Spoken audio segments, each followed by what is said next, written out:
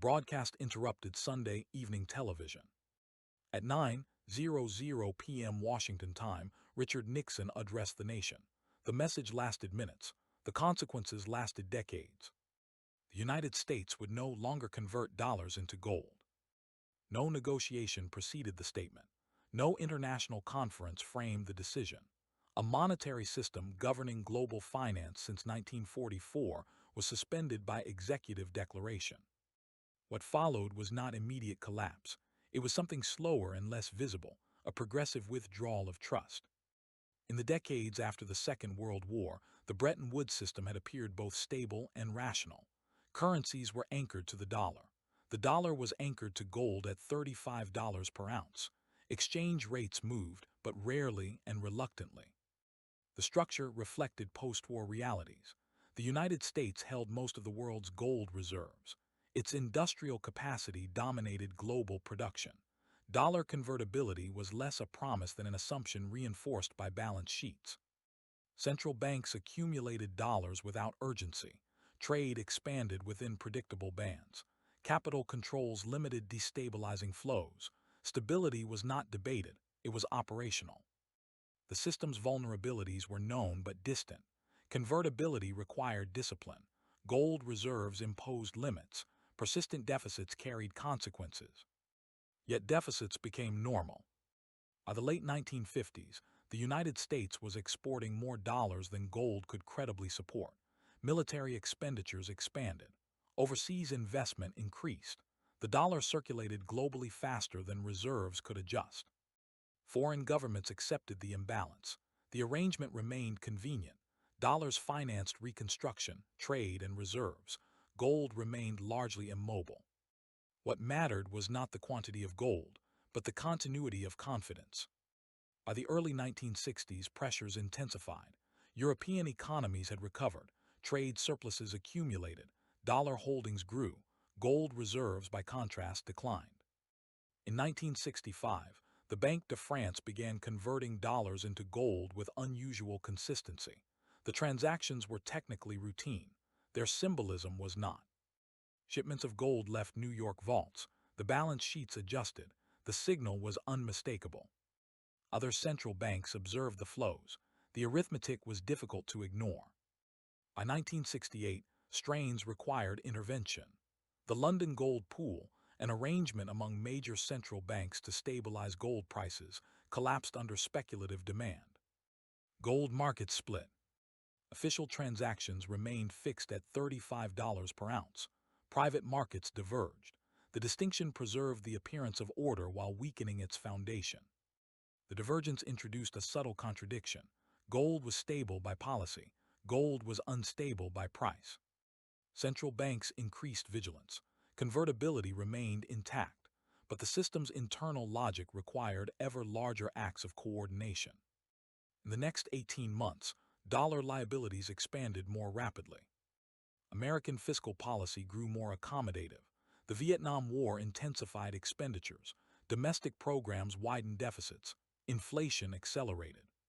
The dollar, once scarce, became abundant. Foreign central banks absorbed the excess. Their reserves grew. Their exposure grew with them. By 1971, the imbalance reached operational limits. U.S. gold reserves had fallen below $10 billion. Outstanding foreign-held dollars exceeded $50 billion. Convertibility remained legal. It was becoming implausible.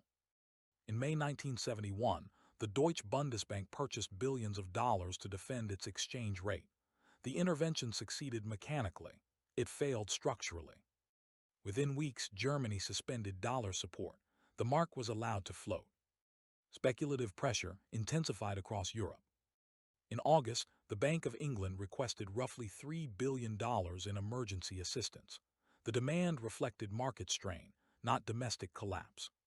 The numbers were manageable, the pattern was not. Central banks faced an accumulating dilemma. Continue defending fixed rates and absorb expanding dollar risk, or withdraw support and destabilize the system they were designed to preserve. The announcement on August 15 resolved the tension unilaterally. Convertibility ended. The gold window closed. Markets reopened under new assumptions. Initially, reactions were measured. Exchange controls limited volatility. Governments framed the suspension as temporary. Negotiations followed. In December 1971, the Smithsonian Agreement attempted reconstruction. Exchange rates were realigned. The dollar was devalued. Bands were widened. Stability returned briefly.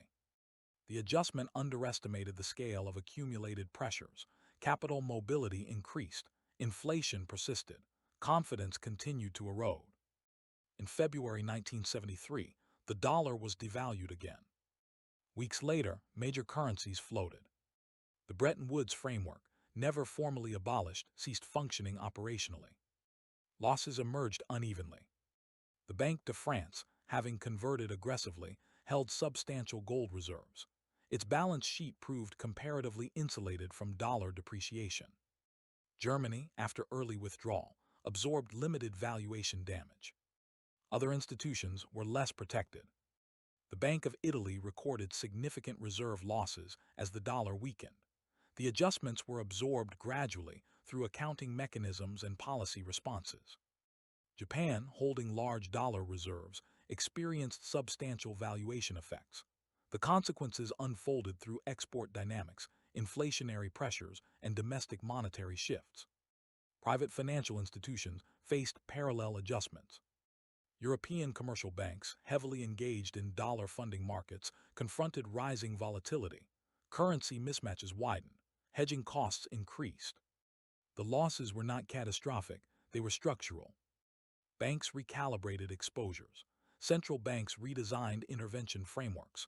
Currency markets evolved from managed stability to continuous repricing. The International Monetary Fund, conceived to oversee fixed-rate stability, adapted to surveillance rather than enforcement. Its role shifted with the system it was created to support. Gold itself changed function. Once a monetary anchor, it became a market asset. Prices fluctuated. By 1980, gold exceeded $800 per ounce. The number reflected inflation, uncertainty, and the redefinition of monetary credibility. The United States restructured policy accordingly. Without convertibility constraints, monetary management relied increasingly on interest rates, liquidity control, and expectations management. The Federal Reserve assumed expanded responsibility for price stability within a fiat framework, no longer tethered to metal reserves. Inflation surged during the 1970s. Policy tightened sharply in subsequent years. Stability returned through mechanisms fundamentally different from those Bretton Woods had institutionalized. Retrospective narratives simplified the transition. Some accounts framed the collapse as inevitable arithmetic. Others emphasized political decisions. Still others highlighted speculative pressures. The system's dissolution was less an event than a sequence. Convertibility weakened before suspension. Stability eroded before floating. Confidence declined before repricing. Institutions acted within constraints that appeared locally rational. Defending exchange rates protected trade relationships. Converting reserves protected balance sheets. Suspending convertibility protected national policy autonomy. Each response preserved immediate stability. Each response altered systemic dynamics. What changed was not merely the price of currencies. It was the definition of monetary commitment. Under Bretton Woods, credibility was externalized. Gold imposed limits. Convertibility enforced discipline. Exchange rates signaled continuity. Under floating regimes, credibility internalized. Policy frameworks replaced metal anchors. Market pricing replaced fixed parity. Stability became conditional rather than declared. The transition redistributed volatility rather than eliminating it. Currency risk migrated from governments to markets. Adjustment mechanisms accelerated. Capital flows expanded. Financial systems adapted through derivatives, hedging instruments, and global liquidity networks unimaginable under earlier constraints. The gold standard's end did not produce immediate disorder. It produced continuous recalibration. By the late 20th century, floating exchange rates were normalized. Fiat currencies dominated. Gold reserves remained, but as confidence buffers rather than convertibility guarantees. The Bretton Woods institutions survived. Their functions evolved. The IMF continued operations. Central banks expanded mandates, currency markets deepened, monetary policy frameworks diversified. The system adjusted, as systems often do. What remained unsettled was not the legality of suspension, nor the mechanics of floating regimes, but how stability itself had been redefined. Under fixed convertibility, limits were visible and binding. Under fiat flexibility, limits became policy-dependent and interpretive.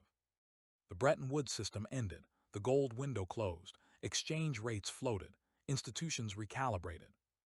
What persisted was a structural tension inherent to modern monetary systems. Stability required confidence, and confidence required belief in constraints no longer enforced by physical anchors.